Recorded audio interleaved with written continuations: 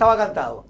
Será a partir de Semana Santa, exactamente a partir del día 20 de abril, cuando ya se quitará la obligación de llevar las mascarillas en los interiores. Desde hacía ya más de 2 meses tampoco era obligatorio llevarla en los exteriores. Buenas tardes, estamos en Café de Periodista y como siempre saludamos a todos los oyentes de Lancelot Radio, también a todos aquellos que nos ven a través de internet. Don Pedro Martín, una medida ya prevista y que finalmente ya se ha fijado fecha. Buenas tardes. Jorge, ¿qué tal? Buenas tardes. Pues sí, ¿no? El día 19 Consejo de Gobierno, Consejo de Ministros, el 19, el 20 entra en vigor esta medida que ya está anunciada, salvo 3 excepciones, ¿no? El tema de centros de salud o instalaciones, centros sociosanitarios, que son 2, tanto los de residencias mayores como centros de salud, hospitales, etcétera, y los transportes públicos. Y más bien para los trabajadores, porque los residentes no tienen por qué llevarla. Los residentes no tendrán que llevarla cuando estén solos en las habitaciones, claro, cuando estén ellos solos, cuando estén en compañía, sí. Cuando tengan distancia. Tomás López, buenas tardes. Buenas tardes, Jorge. Bueno, ¿qué le parece la medida? Hombre, yo creo que ya también, igual que en otras muchas cosas de la pandemia, todo este tipo de medidas siguen la línea general de otros países de nuestro entorno, ¿no? Es decir, en algún momento se puso porque en otros países decidieron ponerla, ¿no? No hemos sido tampoco pioneros en nada y yo me imagino no, lo he ido viendo, ¿no? Como ya en Francia ya no es obligatoria, en Reino Unido no sé si alguna vez lo fue, pero en general también hay además métodos, digamos, de prevención para aquellas personas que quieren seguir estando completamente seguros, ¿no? Como puede ser, por ejemplo, la FP2, o sea, el tipo de mascarilla que tiene muy poca posibilidad de que tú seas contagiado y el resto de las personas pues tomarán la decisión de manera individual de ponérselo o no. Me parece razonable. En un momento, además, esperar después de la Semana Santa, porque es verdad que Semana Santa es un momento en el que todo el mundo se junta, se reúne, hay mucha movilidad también dentro del Estado, ¿no? Gente que pasa de unas comunidades a otras y que después de eso ya sí, y yo creo que con eso sí, es verdad que vamos a acabar con un símbolo, ¿no? de lo que ha sido la pandemia durante todo este tiempo, que es en este caso la mascarilla, ¿no? O sea, quitar la mascarilla, no es que la pandemia se haya acabado, pero sí para muchos va a significar regresar a cierta normalidad. En el tema de educación, creo que ya desaparece totalmente. Ajá. Aunque se dice que los profesores que quieran llevarlo, evidentemente, lo pueden seguir llevando, ¿no? Lógicamente, claro. Es que la mascarilla no está prohibida. Pero en cambio, lo digo para que lo sepan, por lo que entendía la ministra, es aconsejable que los niños ahí aconsejan lo contrario. Es decir, no solo es que no la pueden llevar, sino que la aconseja que no la lleven. Sí, porque yo cuando leí que al parecer dentro de las empresas sí que los planes de contingencia que tenga cada empresa, ¿no? Es quien va a definir si se aconseja por la ventilación, por la cantidad de gente que haya, etcétera, si se mantiene en ese lugar de trabajo. Entonces seguí leyendo y digo, pues claro, entonces en ese caso se puede considerar, por ejemplo, que la dirección de un centro educativo podría tener la potestad también para dentro de su plan, ¿no? de contingencia con coronavirus, definir el que se mantenga. Pero no, parece que en los centros educativos se elimina la obligatoriedad de la mascarilla. A excepción de los que tengan más de 60 años, que si quieren, pues pueden llevarla si tienen alguna enfermedad. Bueno, yo entiendo que no se va a prohibir llevar mascarilla. No, nunca se puede prohibir llevar la mascarilla. Pero bueno, sí lo digo porque hay muchas madres, y ahora vamos a ver también aquí una pequeña pieza, que creen que es más seguro que sus hijos vayan con la mascarilla. Yo digo lo que entiendo que trataba de decir la ministra, que es que en los niños es que se aconseja por cuestiones de los médicos que no las lleven porque está ocasionando... A ver, llevan ya los pibes, ¿no? Siendo el grupo de población que menos ha sufrido la pandemia por razones biológicas, es decir, porque no hemos visto niños apenas, pues ni con problemas graves, otra cosa es que sí puedan ser transmisores, eso sí. No, pero siendo eso, la verdad que los chiquillos han aguantado el tipo, o sea, llevan 2 años, primero en un confinamiento estricto, además el más estricto de todos, porque el resto pudimos durante mucho tiempo ir a comprar, ir al supermercado, ir a sacar dinero, pero los niños no salieron durante mucho tiempo, han vivido prácticamente con ese artilugio, digamos, en la cara. Yo entiendo que muchos de ellos, hoy por ejemplo que salimos, tuvimos a contar una anécdota, ¿no? Salimos a una excursión fuera y me dijeron, profe, ¿nos podemos quitar la mascarilla? Y digo, si están con la distancia, están al aire libre, pueden quitárselo. Y muchos, pero es que la cara, no, o sea, es que realmente para pibes que tienen ahora mismo 13 años, desde que tienen 10, prácticamente, desde que tienen 11, no se la han quitado, con lo cual es poco menos como si le quitas la camiseta o como si se quitan algo que no están acostumbrados a mostrar, claro, desnudarlo un poco. Y yo creo que, bueno, que por mucho que está claro que esto es un elemento... ¿no? Que no producirán, pero al final seguro que el aire fresco y limpio, claro, seguramente... Es lo que quiero decir, nosotros no nacimos con una mascarilla, y eso es por algo, y por lo tanto el estado natural de la persona es respirar el aire siempre más libremente Sin posible. pasar el filtro de la mascarilla, claro, ¿no? Porque al fin y al cabo aparte, un filtro. la mascarilla produce ciertos efectos, aparte de rozamiento y en algunos niños granos y tal. También lo peor para mí, por lo que me dicen los médicos, es que te estás tragando durante mucho tiempo, porque si es 1 hora no pasa nada, pero si todos los días lo llevas durante 8 o 9 horas, pues estás tragando de tu propio dióxido que produce tu propio cuerpo, ¿no? Pero bueno, la noticia es que ya el día 20 desaparece, y esto de alguna manera para mí es el principio del fin de lo que nosotros teníamos el concepto de la pandemia. Es decir, evidentemente si se toma esta decisión es porque ya las autoridades mundiales de la salud están diciendo que la pandemia está controlada. No quiere decir que no exista pandemia, porque va a seguir. De hecho, en China hay más casos que nunca ahora mismo. Pero creo que porque Omicron no dio en su momento con la fuerza que dio en Europa, claro, ¿no? Es que también aquí tenemos la suerte, mala suerte, o sea, el hecho de que hacia Navidades pues hubo un contagio masivo que nos permitió pues tener defensas naturales a la inmensa mayoría, ¿no? Bueno, pues nosotros salimos a la calle, y en la calle Don Pedro la gente tiene todavía muchas opiniones muy diferentes a la suya. A la mía. Estas imágenes de gente sin mascarilla paseando tranquilamente por la calle se empezará a ver también desde el próximo día 20 de Interiores. Las mascarillas, según ha anunciado la ministra de Sanidad Carolina Darias, no será obligatoria, salvo en algunas excepciones. El martes 19 se llevará a Consejo de Ministros un Real Decreto de Ley en virtud de eliminar este uso obligatorio. Si no sucede ningún contratiempo, al día siguiente, es decir, el día 20, se publicará en el BOE y entrará en vigor ese mismo día. Los 3 casos en los que sí se tendrá que mantener la mascarilla puesta en interiores son para las personas que acudan o trabajen en centros sociosanitarios, en un centro asistencial, o todas aquellas personas que utilicen cualquier medio de transporte público. Bueno, pues me engañaron en la escaleta, porque decían opiniones de la gente en la calle, y Don Pedro, no tenemos ninguna opinión, sino la de Tomás y la tuya. Guille seguramente sí estaba en la calle, ¿no? En ese momento cuando tuvo... De todas maneras, siempre hay gente que a cualquier cambio se niega. Le da un poco de... Y es verdad que hemos pasado 2 años complicados en el que mucha gente ha visto pasar la enfermedad muy cerca, y entiendo que todavía hay gente que tenga su rechazo, su miedo, etcétera. Pero yo creo que eso, sobre todo habiendo métodos que permiten que una persona en plena libertad tenga, por ejemplo, la FFP2, que prácticamente te aísla, digamos, de lo posible nocivo que pueda haber, yo creo que es normal que vayamos dando esos pasos, porque además se están dando en casi toda Europa. O sea, no creo yo que el gobierno de Francia o el de otros países estén locos, ¿no? No, y que tiene que haber, yo creo que también una labor pedagógica para intentar explicar a la gente que sea más reticente, que haya pasado también situaciones traumáticas, que no estamos viviendo la misma situación que vivimos en su momento, donde vimos imágenes o se vivieron situaciones duras, no, durísimas, a las que no estamos acostumbrados. El efecto de la Omicron, ¿no? Ahora el tema de la inmunidad de rebaño y el de estar prácticamente el 80-90% de la población vacunada, evidentemente evita, ¿no? que se puedan volver a ver todas esas cosas, todas esas situaciones tan dramáticas, que yo creo que sí es las que puede tener alguno en la retina, ¿no? y que le haga ser bastante más precavido o reticente a la hora de quitársela, ¿no? Bueno, mañana intentaremos sacar opiniones de la calle, pero les digo ya y le adelanto que hay mucha gente que van a seguir llevando la mascarilla, por lo que un poco que decía Pedro, por cierto miedo, temor que se ha originado en torno a que es muy grave la enfermedad, que lo era, pero por suerte, para aquellas personas sanas, porque siempre es muy importante, sanas, de edad no muy mayor, pues según lo que es la Organización Mundial de la Salud, pues ahora en estos momentos no produce efecto grave como para ser, en este caso, llevado... Por eso son las excepciones, claro, ¿no? Las 3 excepciones precisamente para la gente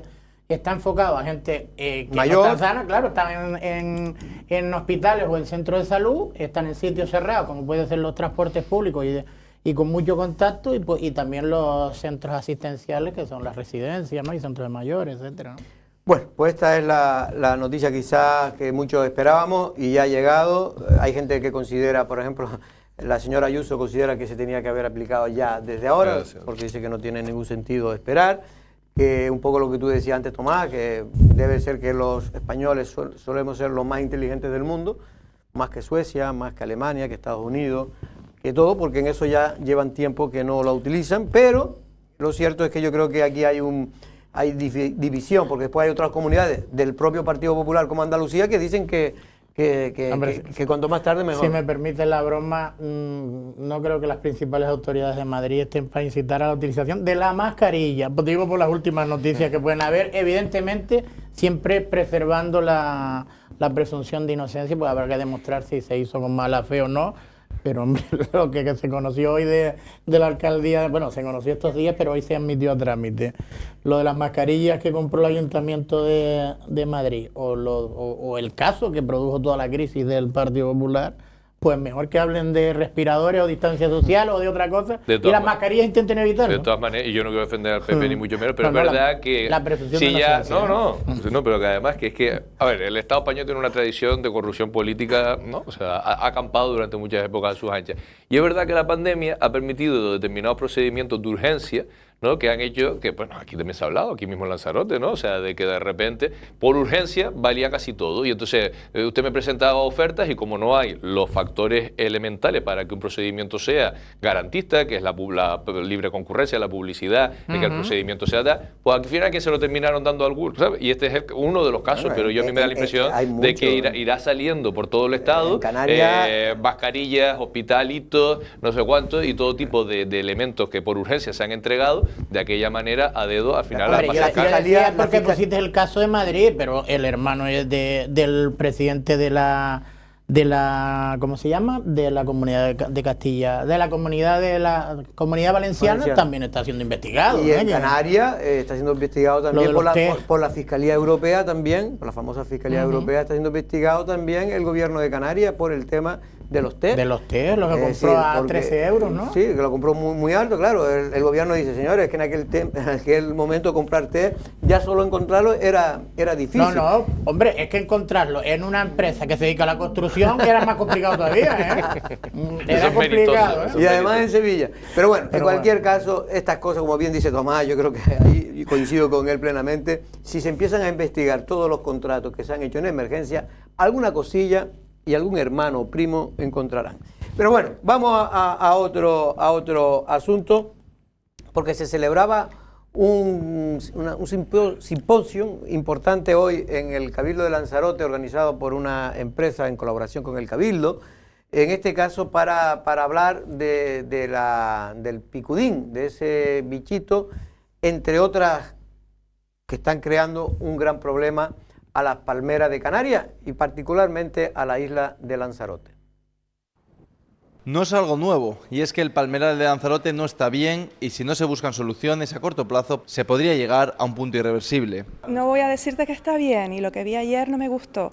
De hecho, un compañero de GMR Canarias que está haciendo justamente ese trabajo para el Cabildo de Lanzarote va a presentar hoy los resultados, el compañero Luis Barroso, desde Gran Canaria, porque no se ha podido desplazar.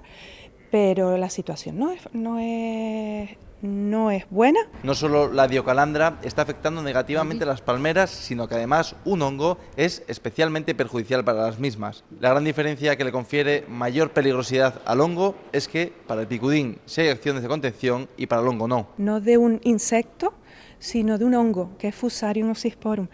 Es muy importante y hay que tomar medidas ya. No tienes cura. Mientras, lo que dure la palmera. Efectivamente. Mientras que con el picudo sí que hay acciones de contención y de gestión. Y de hecho lo que presentamos no es solo el sistema de trampeo, sino ensayos que estamos haciendo de control químico fundamentalmente y biológico también. Estrella Hernández nos explica qué temas se han tratado en la conferencia celebrada en el Salón de Plenos del Cabildo, Lucha contra la Diocalandra frumeti. Lo que presentamos hoy aquí es el desarrollo de bastantes años, 8 años en concreto, que es el desarrollo de un sistema de trampeo para el monitoreo y control del picudín. Desde el año pasado, lo que pasa es que con el problema de movilidad por la pandemia, pues no pudimos venir el año pasado. Desde el año pasado nos han solicitado colaboración, sobre todo para un poco empezar a ver aquí qué gestión se podría hacer y hacer ensayos demostrativos porque ya está desarrollado el sistema aquí en Lanzarote. También Francisco Bermejo, gerente de la empresa Canariensis, especialista en el sector, nos ha explicado el punto delicado en el que se encuentra el palmelar. Es un gran problema, y el problema sobre todo es que ahora está bastante limitado a las zonas urbanas de las Canarias, pero ya se está pasando a las zonas naturales. Entonces el problema es que las palmeras autóctonas realmente naturales de los bosques se contaminen, o sea, y que la plaga acabe con el palmeral canario. Todos los especialistas allí presentes coinciden. Es un problema general que no se puede afrontar por separado con medidas municipales, sino que hay que orquestarlo todo desde el Cabildo, ya que se trata de una cuestión a resolver que nos atañe a todos. Bueno, pues la verdad que es un tema preocupante e interesante que se haya realizado ese simposio. Yo creo que vamos a ver qué conclusiones saca, pero la mayor parte de la gente que le ocupa y le preocupa este tema de las palmeras, lo que vienen a decir es que más allá del picudín, más allá de ese hongo, lo que ha habido también, Tomás y Pedro, es un abandono del cuidado de nuestras palmeras, más allá que muchas hubieran cogido por mucho cuidado, ¿no? Hubieran el estrés hídrico y la poda.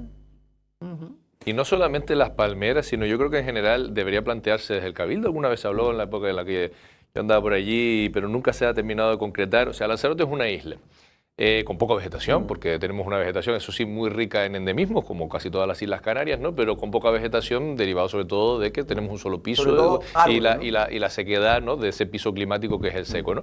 Pero que durante mucho tiempo buena parte de la isla fue cultivada y por lo tanto las especies autóctonas fueron retiradas de su espacio natural y que esos campos ahora se han abandonado. Entonces nos encontramos con un montón de eriales que sería muy bueno, incluida la palmera, ¿no? Pero no solo palmera, tabaiba, verode, que hubiese un esfuerzo por revegetalizar, porque tampoco sería árboles, no serían árboles, pero serían plantas, porque eso tiene unos efectos positivísimos sobre todos los aspectos, entre otras cosas, por ejemplo, para sedimentar la tierra, porque cada vez que llueve aquí se sale un montón de tierra, se pierde la tierra y con ello también minerales que son buenos para la agricultura, en fin, que si somos capaces de entender que lo lógico de la biología, que es que todo es un ecosistema y que las plantas son absolutamente necesarias para que también nosotros estemos en un lugar más resistente ante el cambio climático, con más posibilidades de eso, de que las lluvias se queden, sería muy interesante. Y especialmente pues el tema de las palmeras, que yo creo que han sido abandonadas por los municipios, por el Cabildo y por todos los que han tenido competencia de cuidarlas, ¿no? Porque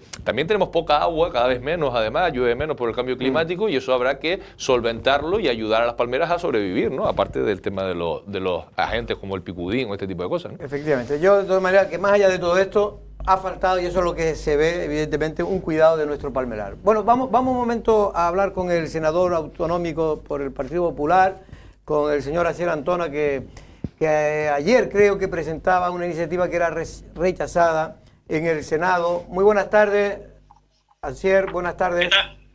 Hola. ¿Qué tal, Jorge? Muy buenas tardes. Buenas tardes. Asier, ayer pues fue rechazada la petición que había presentado el grupo del Partido Popular en el Senado para modificar la ley de costa que permita de alguna manera la pervivencia de esos pueblos, pequeños núcleos urbanos, costeros, tradicionales, que se encuentran en muchos muchos sitios de Canarias, ¿no? Así es un proyecto de ley que incorporamos para la tramitación en el Senado para modificar la ley de costa y para que la amenaza que existe hoy en muchos núcleos costeros en Canarias, pues esa amenaza que tienen miles de familias, miles de personas que viven ahí, pues desaparezca y se dé seguridad y certidumbre. ¿Cómo? Pues diciendo que aquellos núcleos costeros que tengan valor etnográfico, valor cultural, histórico, turístico, pues puedan ser tratados de manera singular con ese tratamiento y que los ayuntamientos inicien el expediente con el respaldo y el aval de la comunidad autónoma para que se pueda dar tranquilidad a esas miles de familias que hoy están amenazadas por la ley de costa. Lo lamentable es que el Partido Socialista, también los senadores socialistas canarios que saben la problemática que hay en Canarias y que esto es una vía de solución, hayan rechazado esa posibilidad. Pero lo preocupante también es que el senador de Coalición Canaria, Fernando Clavijo, que se dan golpes en el pecho como los grandes defensores de Canarias, ni tan siquiera haya votado esta posibilidad a votar telemáticamente, que era solamente apretar un botón, pues el señor Clavijo no votó esta reforma tan importante para Canarias y que da, insisto, tranquilidad, seguridad y certidumbre a miles de familias que hoy están amenazadas por la ley de costa. Así es, para que todo el mundo sepa, nos referimos a estos pueblos, núcleos urbanos, costeros, tradicionales. Por ejemplo, Lanzarote, yo me imagino que es Tenésar, ¿no? Puede ser un núcleo de ese tipo. Ojo de Garza puede ser en Gran Canaria. En La Palma también creo que hay Punta Larga y algún que otro más, si no me equivoco, que son los que ustedes quieren salvar. ¿Por qué? Porque ahora mismo Costa, con esta ley de costa, ¿qué es lo que pasaría? Bueno, pues que ahora la ley de costa, de hecho ya hay una orden de derribo, por ejemplo, en Fuencaliente, en la isla de La Palma, en el sur de la isla, en esos núcleos costeros del Faro y de Punta Larga. Por eso lo que estamos diciendo, que estos núcleos costeros, que muchos de ellos son anterior a la ley de costa y que tienen un valor patrimonial, turístico, cultural, en definitiva un valor etnográfico, lo que estamos diciendo es incorporando un artículo único que aquello que en el expediente urbanístico del ayuntamiento justifiquen ese valor etnográfico puedan ser salvados de esa demolición de la ley de costa. Por tanto, lo que estamos pidiendo es que los núcleos costeros no tienen que ser destruidos o derruidos, sino protegidos. Y eso es lo que estamos pidiendo. Hay mucha gente que vive en esos núcleos que han estado mucho antes que la propia ley de costa, que son valores que tienen valor etnográfico, que son pueblos costeros donde están los pescadores y por tanto yo creo que hay que tener un tratamiento singular. Es verdad que está paralelamente a todo esto el debate de la transferencia de costa del gobierno de España a Canarias, pero hasta que eso llega, yo creo que esto es una solución muy importante. Muy importante además que lo hemos hablado con los colectivos implicados, que habíamos negociado con grupos parlamentarios para tener el consenso para que esto se pudiera producir. Yo mismo hablé personalmente con Fernando Clavijo y lamentablemente por 3 o 4 votos esta ley no pudo prosperar. Insisto, una ley, una modificación legal que hubiera dado tranquilidad y seguridad a esas miles de familias que hoy están amenazadas. Y en este sentido, el PSOE sobre todo se opone porque de alguna manera ellos tienen el criterio de que la nueva ley de costa habla de recuperar el dominio público, ¿o no? Bueno, el PSOE se opone fundamentalmente porque es una iniciativa del Partido Popular, ¿no? Porque tampoco justificó por qué está en contra de todo esto, porque lo que estábamos pidiendo es la tramitación de la ley. El PSOE tiene la posibilidad que nosotros hemos incorporado una iniciativa, una modificación legal, un artículo único, pero si el PSOE quería, durante la tramitación legal que se pudiera producir en el Senado y el Congreso, podían mejorar, incluso cambiar la propuesta del Partido Popular. No han dejado ni tan siquiera debatir esta propuesta.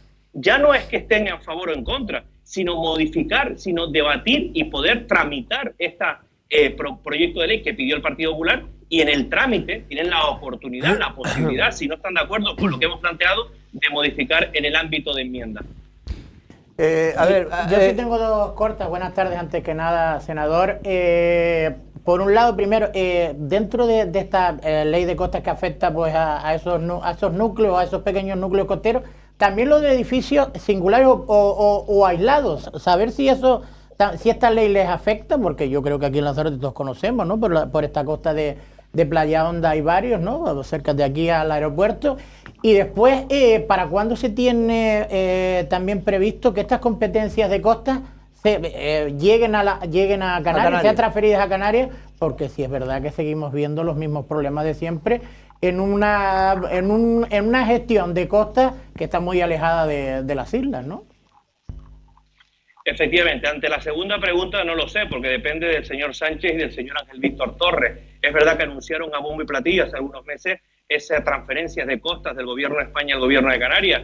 A día de hoy todavía no sabemos nada. Ese fue uno de los compromisos que no se ha hecho nada. Es verdad que durante la etapa del Partido Popular modificamos la ley de costas para que no se pusiera una posición talibán en cuanto a las costas canarias. Yo creo que las costas canarias hay que protegerlas en primer lugar, pero también hay que disfrutarlas. Y en cuanto a la primera pregunta sobre los edificios, lo que estamos hablando es de núcleos singulares, de núcleos con valor etnográfico. La injusticia de todo esto, ya no solo en Canarias, sino en el resto del territorio peninsular, que hay edificios, hoteles de 5 estrellas que se salvan por la ley de costa y que al lado hay núcleos costeros con valor etnográfico que tienen la amenaza de costa. Por tanto, lo que estamos intentando proteger es a esos núcleos costeros, porque las grandes cadenas hoteleras, por ejemplo, en el Mediterráneo están salvados de la ley de costa y no así núcleos que a 3 kilómetros están amenazados por la ley de costa. Por tanto, nosotros estamos pensando en esos poblamientos, en esas zonas urbanas costeras con especial singularidad, con valores etnográficos, con valores culturales históricos,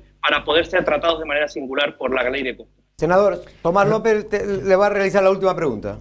Sí, buenas tardes. Una cosa que yo nunca he terminado de entender sobre este asunto de la ley de costas es las leyes por lo general no tienen carácter retroactivo. Y si la ley es del 80 y no sé, finales de los 80, 87, 88, y estamos hablando de núcleos que tienen esos valores etnográficos y tal, o sea, ¿por qué afecta? Porque yo nunca lo he terminado de entender, porque claro, el que construyó en los 90 ya tenía conocimiento de la existencia de esa ley, aparte de que los valores etnográficos de los 90 para acá, pues bueno, son más relativos, ¿no? O sea, ¿por qué pasa eso? Me imagino que habrá ocasiones en las que no hay papeles, no lo sé, o sea, la que digo, porque en ocasiones son, pues eso, viviendas rústicas, que la gente construida de aquella manera, ya cuando, a ver cómo... Sí. Sí, así es. O sea, ¿por qué no se le aplica la retroactividad y a todo lo que sea del año 80 para adelante, o mejor dicho, del 80 para atrás, pues se respeta, porque es que ni siquiera estaba la ley en marcha? En todo caso, Tomás, también están amenazados aquellos núcleos costeros, aquellas casas, aquellas construcciones antes de la ley de costa. Y hay casas, hay casetas que llevan muchísimos, centenares de años en las costas canarias. Y por tanto eso es lo que tenemos que defender, ¿no? El valor etnográfico histórico de esas casas. Es verdad que después de la ley de costa, de los finales de los años 80, se ha ido nuevas construcciones. Por eso le estamos diciendo que el expediente urbanístico depende de los ayuntamientos. Los ayuntamientos en cada una de las zonas donde tengan esos núcleos costeros tienen que armar un expediente que justifique que ese núcleo tiene un símbolo etnográfico, turístico, histórico para respetar. Esto no significa dar una tregua a todo, esto no significa que al final no se respete la ley, esto no significa la desprotección de costas, significa que aquellos núcleos costeros que tengan estos valores se puedan respetar. Insisto, hay muchos núcleos costeros, como bien decía, que están asentados en muchas zonas del archipiélago muchísimo antes que la propia ley de costas. Pues, senador, nos vamos a tener que ir, pero simplemente una opinión. ¿Qué le parece la crisis que ha pasado el Partido Popular? ¿Bien resuelta con el nombramiento de Feijóo? Una crisis traumática, querido Jorge, que creo que hemos resuelto de manera rápida y con un liderazgo claro. Hemos salido más ilusionados, más unidos, y lo importante, tenemos que estar ilusionados por dentro y lo estamos para poder contagiar la ilusión por fuera. Yo creo que Feijóo ha demostrado una dilatada trayectoria política con amplias mayorías absolutas. Es un hombre de Estado, un partido de Estado que está aspirando a gobernar, a ser la alternativa de Pedro Sánchez, y estoy convencido que más pronto que tarde quien va a gobernar este país, para suerte del conjunto de los ciudadanos, es el Partido Popular. Pues así, Antona, un abrazo y muchas gracias. Gracias a ustedes desde la isla de La Palma, la isla bonita. Buenas tardes. Hasta luego. Yo justo iba a preguntar que las vistas de dónde eran, porque se veía. Acaba Del de llegar, parking. creo que me están diciendo de realización que acaba de llegar al aeropuerto de La Palma, que es un aeropuerto muy bonito, ¿eh? No, y es que en Muy general bonito. lo difícil es colocarte en algún sitio de La Palma y que te parezca feo o algo, porque de verdad que cualquier punto que mires para alrededor es difícil encontrarlo feo. Bueno, pues es verdad que esto es un tema complejo, es un tema porque ¿qué pasa? Que el legislador, cuando está haciendo la nueva ley de costa, lo que quiere es intentar recuperar todo aquella costa que esté en dominio público, es decir, recuperar el dominio público. Y de las costas. como idea es de lo está mejor, bien. yo creo que nos ha pasado. Creo Pero claro, pero yo creo que este tipo de cosas tiene que de alguna manera, que no es fácil, encajarlo. pero intentar encajar, como bien dices tú, aquellas que estén construidas antes de la ley de costa, del 87. Lo que yo no termino de entender es eso, lo del tema de la retroactividad. Supongo que obviamente antes de los 80 habría muchísimas viviendas de autoconstrucción y cosas demás que no se puede garantizar la fecha exacta de la construcción, que no se puede, No hay papeles. que no hay papeles. O sea, Por eso hay que armar expediente el propio. Exacto, de el propio Tenesa era ayuntamiento. antes de los 80 que había, o sea, Yo que papel sé hay de que, aquello. por pues, ejemplo, Suso, el alcalde de ¿Suso? Tinao, Sí, sí, Jesús Suso se Mallín, llama. Suso Mallín. Jesús Se llama Mallín, sé que él lleva desde hace mucho tiempo luchando para preservar del derribo. Porque el Golfo no está afectado. Yo ahora pensando... Es que el Golfo se es considera diferente. núcleo urbano, Ajá. digamos, ya consolidado en el sentido de que efectivamente Pues tiene tenían problemas. sus problemas no, también, ¿eh? efectivamente tiene problemas aquellas casas que están desde la carretera hacia el mar. Hacia el litoral. Ahí hay problemas. Pero eso, digamos, eso es un suelo ya, se llama consolidado porque tiene luz, tiene agua, tiene teléfono, en fin, tiene todos los Está urbanizado. Sí, todos los servicios que de un suelo urbano, ¿no?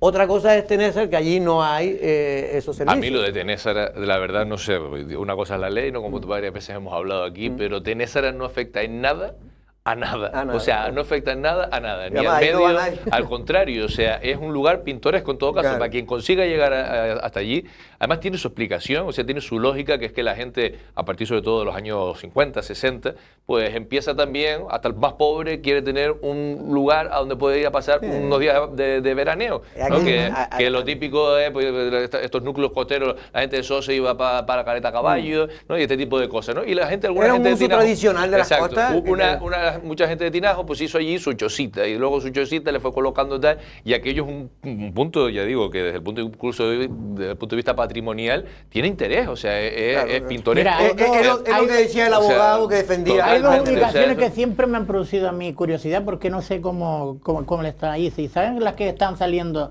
de Punta Mujeres hacia Órsola, las especies de chocitas, bueno, chocitas, sí, las sí, chocitas sí. ya no son tan chocitas, pero como se como en el construye mal eso, país, eso digamos. puede ser las que pueden Ha estar crecido un afectadas, poco, ¿no? por la lluvia ha crecido un poco. Sí, ¿no? Pero Les ha bueno, ido pero en bien cualquier el abono. caso yo estoy de acuerdo. Mire, yo creo que la costa, cuanto más sea de todo el mundo, mucho mejor. Y eso, yo creo que todo el mundo comparte eso. Sí. Pero es evidente que a nadie ahora, oye, yo no soy de los que creo que se deba permitir construir ni una sola casa más en Tenesa. Yo soy de los que creo que hay que supuesto. lo que hay y ya está, porque entonces sí que se produce un agravio comparativo al resto, ¿no? De las personas que no pueden construir y ellos sí. Pero lo que ya está construido en zonas que tampoco, como dice Tomás, allí no va nadie, sino los que están allí y punto. Y no, y si alguien va, Y si va, se encuentra en un lugar pintoresco. pero va una cuestión por ir a verlo. Claro, pero no. por el Hombre, interés de, o sea, claro. eso, por lo bonito que puede llegar a ser. Y ver había que 4 preservarlo de la cho- especulación, a lo Exacto, mejor, totalmente, intentar que sean totalmente. concesiones administrativas que no se puedan Claro. transmitir o que si se puede transmitir tenga que ser de línea directa, de padres a hijos y poco más, etcétera, etcétera, ¿no? Para preservar, ¿qué es eso? Un lugar, Efectivamente. algo único, una excepcionalidad, ¿no? Efectivamente, tampoco hay tanto, hay algunas, pero no tantas. Hay en Lanzarote yo creo que esté con el caso, porque después está lo que dices tú, que son los problemas como Playa Bueno, Quemada. y Playa el Quemada factor- también tiene problemas, aquellas casas que están por detrás. Y hay algunas, hombre, durante el litoral este que hay, partiendo bueno, vamos a decir del cable para allá, hay ciertas casas que seguramente estarán afectadas. pero ¿no? casas. Todas las que están, sí, Algunas casas aisladas, casas por eso aisladas. se lo preguntaba al senador. Bueno, pues vamos a ir 2 minutos a publicidad y vamos a hablar ahora con el decano de arquitectos de la isla de Lanzarote, Miguel Ángel Fonte.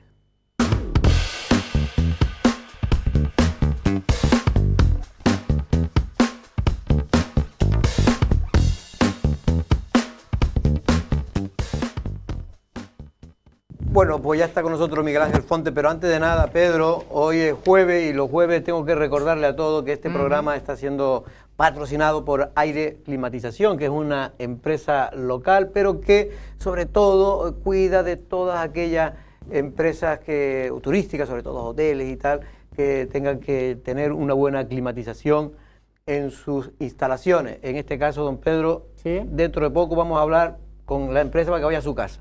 A mi casa y aquí también que venga de vez en cuando, ¿eh? Pues aquí también se nota el calorcito. Seguramente está instalado, pero no le han dado el botón. Bueno, sobre todo esta empresa Aire y Climatización es una empresa dedicada al mantenimiento de las instalaciones de calderas, quemadores, que existen sobre todo en la zona turística de la isla de Lanzarote. Bueno, vamos ya a hablar con en este caso lo presenté antes como decano del Colegio de Arquitectos de la isla de Lanzarote, pero también me acaba de decir ahora que en este caso también es del Consejo Canario de Colegios de Canarias de Arquitectos. Buenas tardes, don Miguel Ángel, ¿cómo estamos? Buenas tardes. Bien, con su nuevo cargo, muy ocupado, Bien. me estaba diciendo. Sí, ya llevo 6 meses combinando ambos cargos y la verdad es que intenso, pero contento. Eso era antes imposible que un lanzaroteño lo nombraran representante de todos los colegios de arquitectos de Canarias, ¿no? La verdad que gracias a la segregación y después de 5 años, por primera vez un lanzaroteño puede acceder a la presidencia de todos los colegios de arquitectos de Canarias, así que es un honor y simplemente... No le están haciendo un boicot, ¿no? No, para nada. Apoyo Es una absoluto. broma. Bueno, Miguel Ángel, te hemos llamado para varios asuntos. Uno de ellos es a ver cómo, porque ustedes hicieron hace, si no me acuerdo, creo que fue antes de la pandemia o fue justo... No, fue- 9 meses ahora. 9 meses. En pues fíjate tú. medio de la pandemia. En medio de la pandemia, es verdad que ahora recuerdo que teníamos que tener la mascarilla en el interior del Castillo de San José, donde se presentó ese proyecto Más Arquitectura, creo que Más Más Patrimonio, perdón. Más patrimonio, sí. Bueno, y de eso ¿Qué queda? Bueno, eso era, como lo presentamos en su momento, era un trabajo que tenía una parte de diagnóstico de arrecife y una parte propositiva de lo que entendíamos como arquitectos que tenía en las líneas que se tenía que trabajar.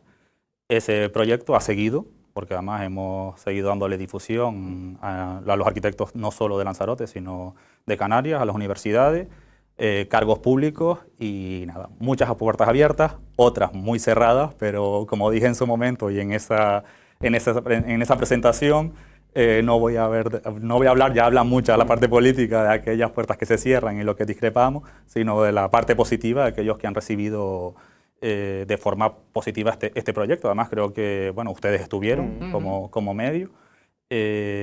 Pudimos reunir, cosa que es difícil, además ahora después de 9 meses lo veo, todos los colores políticos, porque ahí estuvieron además no solo nos preocupamos en que tuviesen todo, además de otros alcaldes de otros municipios, todos los periodistas que pudimos, representantes de la sociedad, propietarios de edificaciones, así que creo que hicimos un conjunto bastante considerable y la gente se quedó ilusionada. Además, usted creo que conocieron, estuvieron ahí, conocieron de primera mano el proyecto, creo que era lógico. Vamos a partirlo y la verdad que en general todo el mundo se quedó bastante entusiasmado que podía ser un antes y un después en el patrimonio. Pero eso es lo que yo le iba a preguntar, después de esos 9 meses, no sé si se está aplicando alguna de esas ideas, esos conceptos que de alguna manera se trató de transmitir, ¿no? Que es salvar lo máximo posible que se pueda todos los valores patrimoniales de todos aquellos edificios, tanto públicos como privados, que tiene Lanzarote, ¿no? ¿Se está haciendo algo en este sentido? Difícil, te puedo decir que nos lo están poniendo complicado. Partimos, la verdad que bastante ilusionados, a pesar de la situación crítica, creo que lo dijimos en esa presentación. Creo que no es un problema técnico, es un problema político. Y cuando voy a otras islas, entiendo lo mismo, porque además no somos diferentes, creo que no estamos planteando nada que no se haya debatido ya en otras islas. Pero está excesivamente politizado y el patrimonio debería estar al margen de tantos enfrentamientos políticos, porque técnicamente es viable. Y además creo que decíamos cosas lógicas, conformar el espacio público. Bueno, vamos a trabajar en la calle para que sirva de hilo conductor a todas aquellas edificaciones que se han quedado fraccionadas a lo largo de Arrecife. Calidad urbana, creo que todos, si recorremos Arrecife, creo que deja mucho que desear respecto a la calidad urbana. Seguridad jurídica. Vamos a catalogar, es que llevamos ya 20 años de un catálogo a otro, lo hablamos, es decir, el que está en vigor es el año 2004 con 19 inmuebles. Señores, que si yo no tengo seguridad jurídica, si yo soy un promotor y voy a intervenir en una edificación catalogada, pero catalogada no con valores patrimoniales, porque catalogado poco, es que no tienes garantía de lo que puedes hacer, si puedes intervenir, si puedes rehabilitar, si puedes remontar, si te puedes adaptar a las medianeras colindantes. Eso te lo da un catálogo, y un catálogo además bien desarrollado con todas las reglas del juego. Flexibilidad en la intervención, creo que además pusimos muchísimos ejemplos de lo que se estaba haciendo y yo creo que es interesante. Y adquisición e incentivos, es decir, no puedes estar catalogando edificios o declarándolo BIC si detrás no hay una promoción de incentivos. Y creo que ni por parte del Cabildo ni por parte del Ayuntamiento hay esa línea de ese proyecto realmente de incentivos respecto al patrimonio. Cada uno va por su lado. Bueno, eso creo que todos los días lo podemos ver. Pedro, no sé si quiere, con lo que relación que está diciendo, comentar. Sí, bueno, con respecto a esto, yo creo que de las intervenciones, Miguel, bueno, antes que nada, que una de las cosas que decías también es que había que buscar la rentabilidad. Creo que resaltaba que es importante que esos edificios, que nadie va a invertir duros a 4 pesetas ni va a perder dinero, salvo que sea una administración pública. Y para que eso tiene que haber una serie de incentivos fiscales para que sea reformado, tener seguridad jurídica, pero también darle un uso a esos edificios. Y evidentemente aquí también está fallando por parte de todos. ¿Tú crees que de las últimas medidas que se han tomado, porque yo creo que sí se puede tomar esa decisión de incoar bienes de interés cultural, pero a lo mejor habría que mirar el momento? Incoar un bien de interés cultural, un expediente de bien de interés cultural, a lo mejor cuando el edificio se está cayendo, a lo mejor no es lo más productivo o lo que mejor le viene para la preservación del patrimonio, y lo aplico nada más que por lógica, no porque estén bien o mal incoados. Yo creo que esto al final se ha convertido en una anécdota respecto al problema de base, que es el proyecto que tenemos respecto al patrimonio. No nos olvidemos que durante la tramitación de los expedientes se han intentado catalogar hasta 170 inmuebles y estamos hablando de 3. Y además 3 que no tienen protección. Hay que decir, oye, estas edificaciones que tienen un valor patrimonial no tienen una figura que las proteja. Hay que protegerlas. Pero claro, no solo vale con protegerlas. Es que digo, el problema es decir, vale, además yo creo que estoy de acuerdo en que hay que proteger lo que tiene valores patrimoniales y a toda costa y hay que protegerlo además. Y creo que la figura correcta es el catálogo municipal y tiene que formar parte del catálogo municipal. Pero es que además tienes que ir acompañado de aquellos promotores que quieran intervenir en el patrimonio. Cualquier inversor que quiera intervenir en el patrimonio deberías acompañarlo. No decir, oye, la administración va a estar en contra mía. No, todo lo contrario, te voy a acompañar en el proceso. Y además, como administración, porque yo además me traje la ley de patrimonio cultural, porque yo creo que la gente debería tenerla como documento de cabecera, en vez de pues, ver la tele. Sí, sí. Bueno, no, pues no, porque dejarían de ver el programa. En horas inapropiadas, creo que es un documento interesante. Y ahí lo dice además, el título 9 es bastante claro, deberían acompañarlo con incentivos. Y te aparece distintos incentivos que puedo hacerlo, es decir, política sobre el patrimonio. Y no, creo que no hay... Es excusa decir, no, que llevo 1 año, 2 años, creo que durante 20 años han gobernado todos. Y los presupuestos se aprueban todos los años. Todos los años tenemos presupuesto. Y en los presupuestos debería haber una política de patrimonio, de incentivos. Y eso es lo que no hay. Pero es evidente que algunos expertos que hemos también llamado y preguntado, dicen que muchas veces porque yo creo que en el fondo todo el mundo quiere lo mejor, unos y otros. Yo creo que en el fondo todos quieren lo mejor. Lo quizás es que no saben cómo conseguirlo, ¿no? A lo mejor están más de acuerdo de lo que ellos creen. Claro, el problema es que no se escuchan. Es lo que creo, es que creo eso. Pero, por ejemplo, en el tema muchas veces, y aquí otra arquitecta, en fin, ha dicho que muchas veces se pervierte o se puede pervertir la figura del BIC.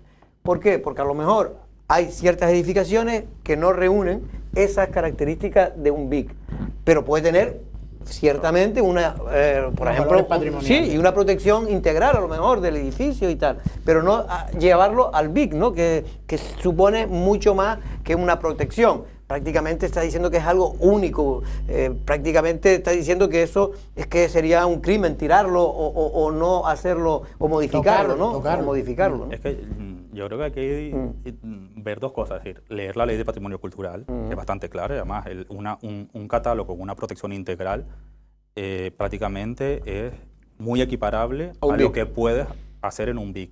Y además hay que leer las 3 resoluciones para ver exactamente lo que se puede hacer en el edificio, porque está bastante claro, lo que se puede hacer en el entorno. Y es que yo creo que hay que estudiárselo. Es que hay, creo que es que durante estas 2 semanas he escuchado tantas cosas sobre los BIC y después poco texto que es preocupante. A mí parto de la base de que efectivamente si tiene valores tiene que formar parte del catálogo y no lo tenemos. Y si no lo tenemos, el Cabildo tiene que actuar como órgano superior al ayuntamiento. Pero tienen que coordinarse. A mí el problema es que quien lo haga me da igual.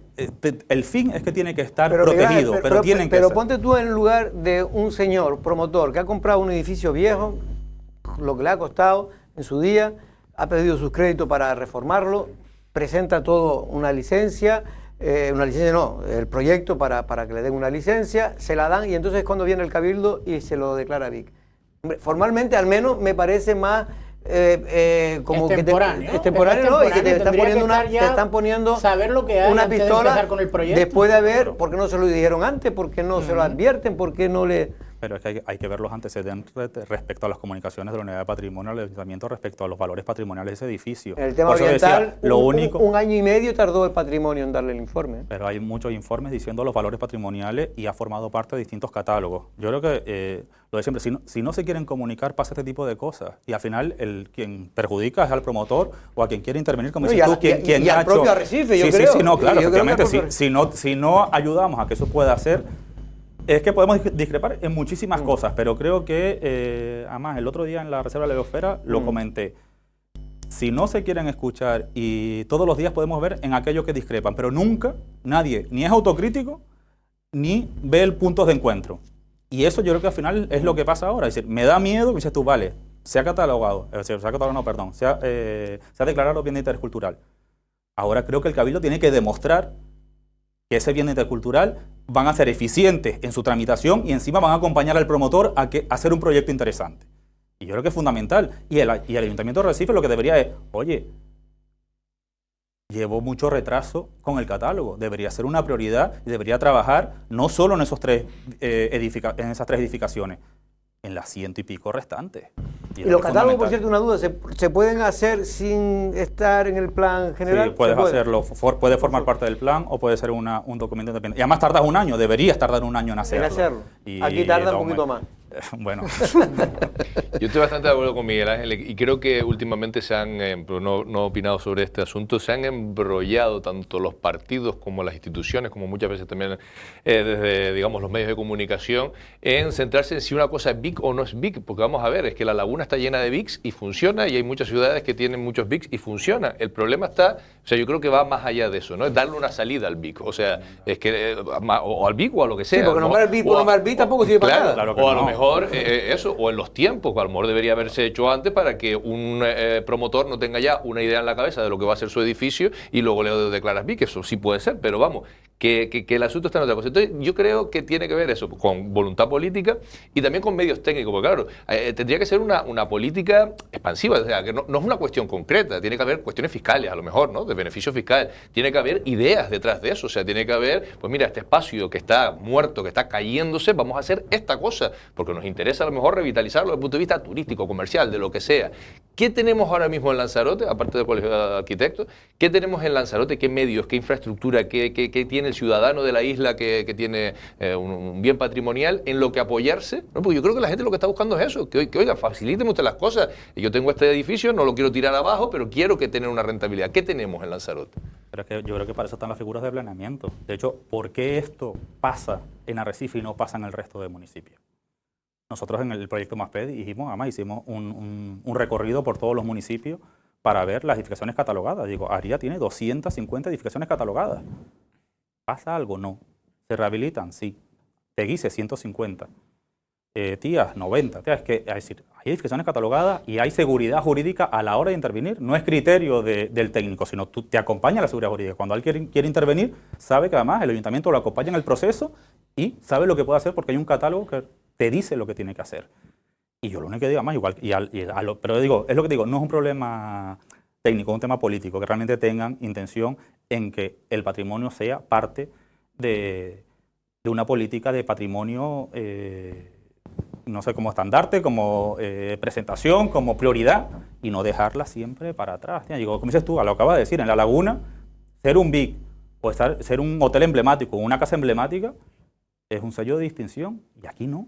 ¿Por qué? ¿Qué hacemos diferente? Pero quizá porque, por ejemplo, en la calle Real, por poner uno de los sitios y aledaños de la calle Real, claro, ahí se permitía en el plan antiguo, que creo que está vigente, permiten creo que 5 o 6 alturas, creo que son las que se permiten, ¿no? En la calle Real. Claro, entonces las personas dirán, oye, pues si yo tiro esto que es una ruina, pues voy a sacarle un rendimiento económico. Porque esos edificios ya no son de la familia, como tú bien sabes, son edificios que han ido pasando de heredero y lo han vendido a un promotor que es el que puede tener dinero con posibilidad de poder sacarlo adelante. Pero lo dijimos además en el proyecto, sí. Es decir, la flexibilidad y la intervención tiene que ser fundamental. Tú no puedo yo tener una planta y de repente tener 5 plantas atrás. Además, el problema de Arrecife, y si recorren Arrecife se darán cuenta del problema de las medianeras. Y hay que trabajarlas también. Y además, antes no teníamos ejemplos, pero actualmente tenemos ejemplos. La librería Lazo tiene una remonta en la parte de atrás y además trabaja la medianera. Panasco, además, yo acabo de venir por la trasera de Panasco, ves cómo se adapta a la calle trasera y cómo crece en la trasera. Viable, mantiene todo lo que es la fachada y toda la primera parte. La primera crujía y después crece en altura, claro. Digo, te adapta a los colindantes. Es decir, antes no teníamos ejemplos, pero actualmente tenemos ejemplos. ¿Y en un BIC se podría hacer eso? Es decir, en un BIC tienes limitaciones de remonta a la altura que te permita el edificio catalogado. En esta casa creo que hay limitaciones de 2 plantas. La parte de atrás del Hotel Oriental creo que tiene una zona de ruinas o de tal, que es de una planta y le permiten llegar hasta la segunda. En cambio, el propietario estuvo aquí, el representante de la propiedad estuvo aquí del Hotel Oriental y dice que ellos no tienen ni siquiera intención de hacer remonta ni nada. Lo que tienen, la idea de ellos es preservar todo lo que es y mejorar todo lo que es la parte de la fachada y luego por cuestiones técnicas que según sus arquitectos tiene que tirar porque si no se les cae el edificio, es decir, pero después tengo entendido que Patrimonio está de acuerdo con ese proyecto, pero lo que no está de acuerdo en es la primera planta, en la planta sí, baja está de acuerdo, pero no porque está de acuerdo creen en la que planta lo que buscan los promotores es que se les caiga el edificio abajo. Entonces ahí hay edificios, hay... Yo de todas formas digo, los invito les abro las puertas del colegio para ver el proyecto. Hemos pedido las copias tanto al Ayuntamiento de Arrecife y al Cabildo. Después de un año sigo sin recibirlas de ninguna de las dos instituciones. Aún así, no tienes el proyecto. No tengo el proyecto, seguiremos tocando las puertas y aún así, digo, creo que los acompañamos, vemos lo que puede hacer, pero digo, es que creo que todo no es ni blanco ni negro, es que tiene que ser viable y encima tenemos que proteger. Si buscamos, si conectamos esos dos elementos, podemos hacer lo que hacen los demás, pero hay que tener intención de llegar a ese acuerdo. Y yo digo, además, abro las puertas para el ayuntamiento, para el cabildo, para los promotores, de verdad, utilícennos. Para conocer cómo lo importante que es tener, por ejemplo, un catálogo, hablabas de ARIA, 250 edificios catalogados, tú eres el jefe de la oficina técnica de ARIA, es el ejemplo claro, ¿no?, de que hay que seguir por ese camino, ¿no? Y es que yo creo que si tienes seguridad jurídica, te ayuda. Pero ha avanzado, se está conservando el patrimonio, se nota. Sí, claro, además, creo que de las edificaciones donde más se da licencia es sobre edificaciones catalogadas. Y además, algo que se ha hecho, que no me gusta hablar como técnico, pero como decano, pero bueno, pero pero además, no, ya ahora se los cuento. No, para comparar con la situación, les cuento porque creo que es importante. Cuando llega un promotor, ¿qué se le dice? Oye, se invita al promotor, al arquitecto que va a hacer la obra, al inspector de patrimonio y al técnico municipal a una visita. Del bien. En la propia visita, el técnico municipal le cuenta lo que dice el planeamiento. El inspector de patrimonio, los valores patrimoniales. El promotor dice lo que quiere hacer, para ver qué uso quiere, qué es lo que tal. Y el arquitecto la parte técnica para su viabilidad. En una reunión solucionamos lo que pasaba antes en 9 meses. Pues, coño, hay voluntad técnica y es viable hacerla. Y ARIA tenía un problema realmente de rehabilitación de edificaciones, pero cuando hay interés en hacerlo... Y se están cayendo muchos todavía. Efectivamente, pero ves el avance, además. Yo creo que al final con estadística puedes ver lo que se daba licencia, lo que se está rehabilitando y lo que se puede rehabilitar, y con voluntad y con seguridad jurídica. Yo creo que es fundamental. ¿Por qué? Porque hay un catálogo que te dice lo que puedes hacer. Yo creo que una de las cosas fundamentales es la seguridad jurídica. Es que sin seguridad jurídica deja en stand-by todo y llegan las interpretaciones. Claro, entonces, al final depende de quién gobierne, depende de quién técnico esté. De lo que decía un técnico tampoco es bueno, porque un técnico puede decir una cosa. ¿Verdad que el planeamiento nadie lo discute? Cuando dice 0,25 de edificabilidad, es 0,25 de edificabilidad. Claro. Nadie lo puede discutir porque te dice un documento y no cabe la interpretación. Así, Miguel, ¿y qué es lo que aconseja? Ahora dejo a Tomás, que quería hacerte una pregunta. ¿Cuál sería para ti la solución de lo que está ocurriendo ahora mismo en Arrecife? ¿Hay forma de buscar, no digo la paz, pero sí al menos una forma donde todos puedan salir beneficiados, sobre todo Arrecife? Porque yo lo que creo, y eso es mi opinión y te lo he dicho en otras ocasiones, tenemos imágenes ahí de cómo están muchas de esas casas que se quieren declarar BIC o esos edificios, ¿no? Y realmente están muy transformados, ¿no? Aquí estamos en el Mercadillo, que es un edificio transformado, un edificio interesante, pero que en fin, yo he visto parte del proyecto que me han enseñado y bueno, para mí, desde mi punto de vista, sería una maravilla si el promotor invierte todo ese dinero en sacar ese proyecto, ¿no?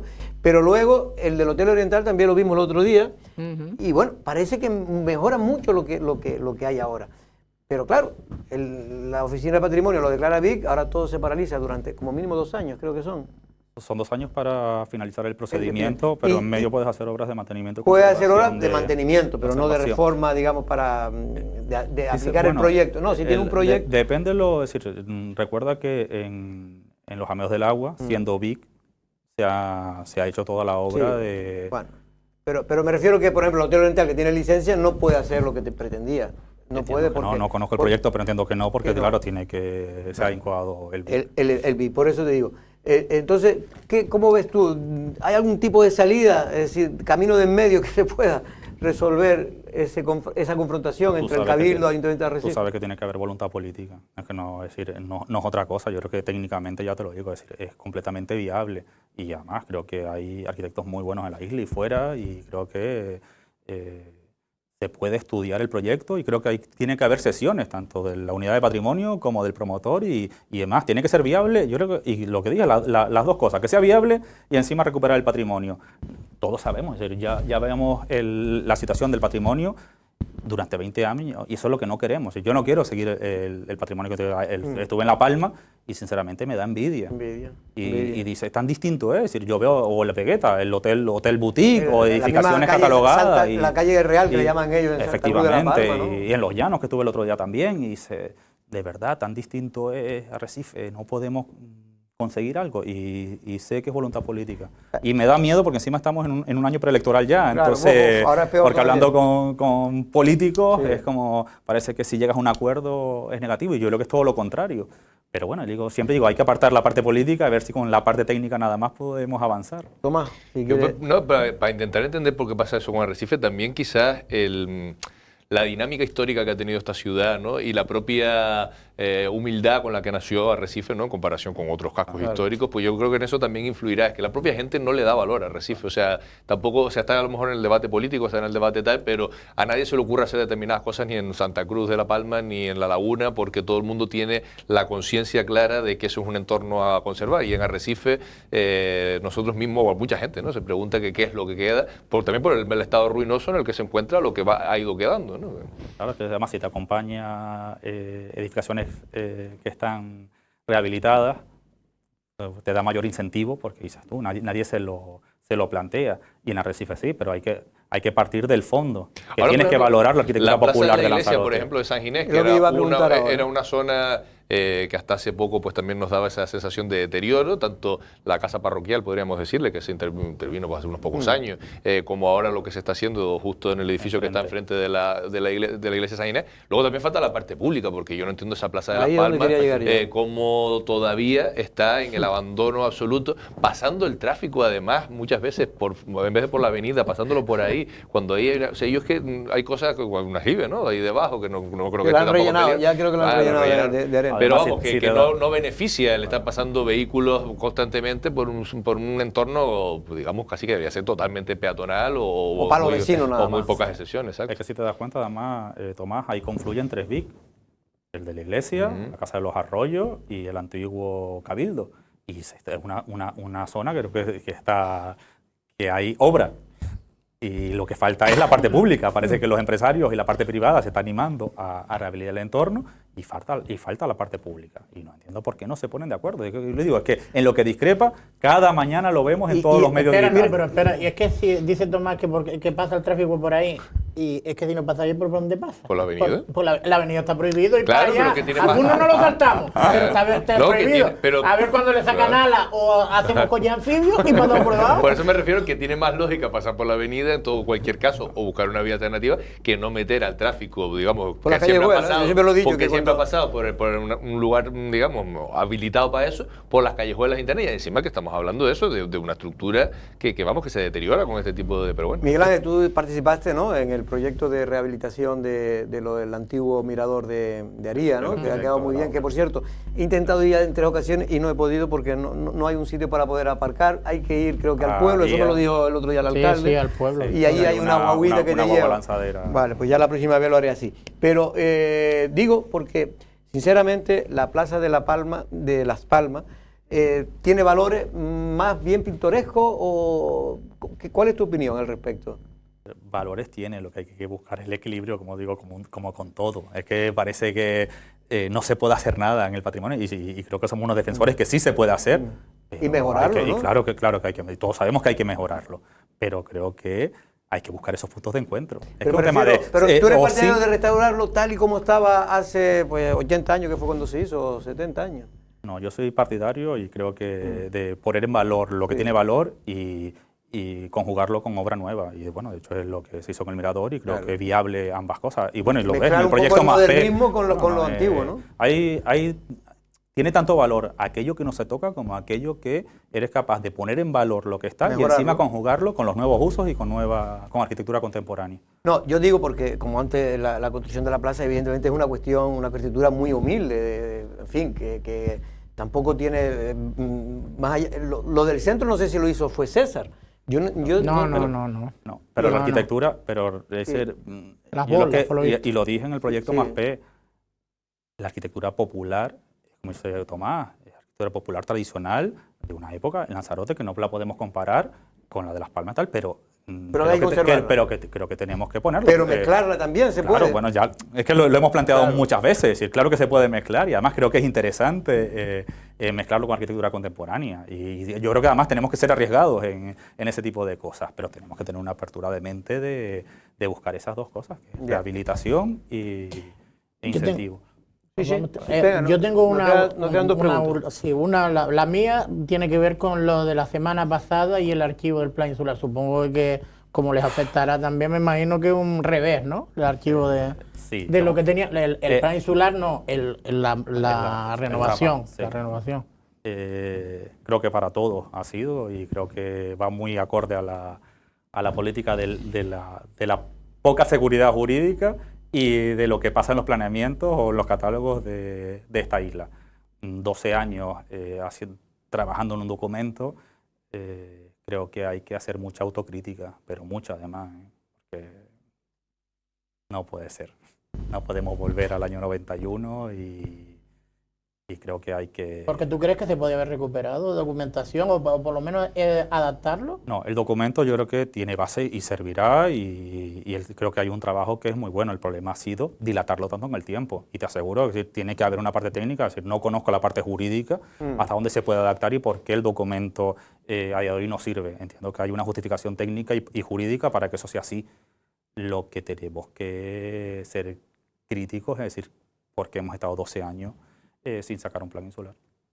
Tomás, ¿quieres hacer la última pregunta? No, no tiene nada que ver con el asunto patrimonial, pero leí el otro día una noticia que decía algo así como lo que han facturado, digamos, los arquitectos, la obra que se ha facturado a través de los proyectos realizados por los arquitectos de Lanzarote, y parece que destaca sobre todo el aspecto comercial. Digo porque muchas veces se toma, por ejemplo, la venta de cemento como un indicativo de para dónde va la isla, de si estamos estancados, de si estamos creciendo. Ahora digo, la noticia es de hace, no sé, 5 o 6 días, una semana, pero por dónde va, digamos, el movimiento económico y la inversión que se está haciendo y que ustedes detectan a través del colegio.